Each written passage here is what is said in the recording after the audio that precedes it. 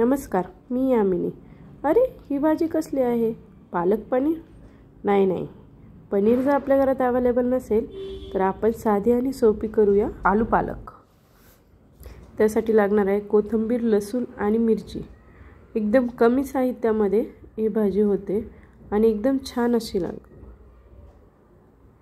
आणि हो, आलू आणि पालक पण लागतील बरं का. चला तर मग सगळ्यात पहिले आपण गॅसवर पाणी गरम करायला ठेवायचं आहे. और पाणी उकळल्यावर त्यात पालक शिजण्यासाठी टाकायची आहे.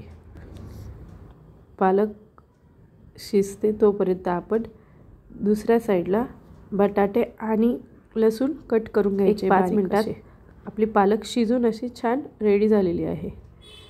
तर आता तिला आपण काढताना एका गार पाण्यात, फ्रीजमधल्या गार पाण्यात काढायची आहे, जेणेकरून त्याचा कलर चेंज नाही होणार. आपण नॉर्मल पाण्यात जर ते टाकली तर भाजीचा कलर चेंज होतो, म्हणजे ती काळपट पडते. व्यवस्थित अशी भाजी काढून घेतली आहे. त्यानंतर कढई तापवून तेल टाकून घ्यायचे आहे व तेल गरम झाल्यावर त्यात जिरे टाकायचे. जिरे छान बटाटे घालायचे. त्यात बटाटे एक 5 मिनिटासाठी आपल्याला शिजवून घ्यायचे झाकण ठेवून, म्हणजे की ते कच्चे राहणार नाही, व्यवस्थित भाजीत शिजून जातील. कारण नंतर भाजी शिजायला तेवढा टाईम लागत नाही. पालक जे आहे ते मिक्सरमधून ग्राइंड करण्यासाठी घ्यायचे आहे.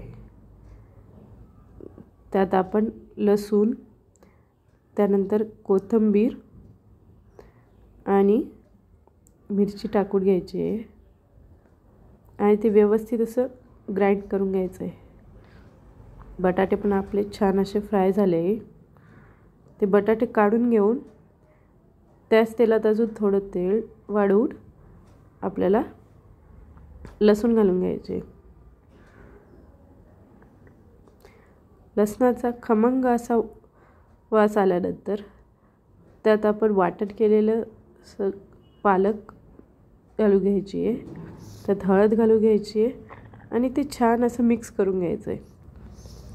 एक छान अशी उकळी आल्यानंतर त्यात बटाटे टाकायचे आणि ते बटाटे पण मिक्स करून घेऊन त्याला व्यवस्थित एक 5 मिनिटासाठी शिजू द्यायचं. म्हणजे बटाट्याचा फ्लेवर पालकमध्ये आणि पालकचा फ्लेवर बटाट्यामध्ये असं एक छान असं कॉम्बिनेशन तयार होतं. आणि बघा,